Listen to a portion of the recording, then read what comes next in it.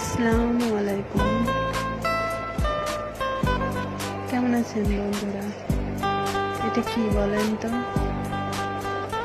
আমি বলে দিই, এটা কাসুন্দি।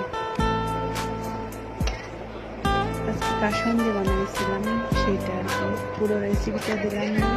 আপনাদের যদি কারো দেখতে ইচ্ছা হয় তাহলে রেসিপিটা আমি দিয়ে দেব। আরেকটা বিষয়, রেসিপি সবাই বানায়, কিন্তু আমি রেসিপির সাথে দুইটা জিনিস এক্সট্রা মিশাইছি। সেটা হচ্ছে, একটা হচ্ছে বিট লবণ, আর একটা হচ্ছে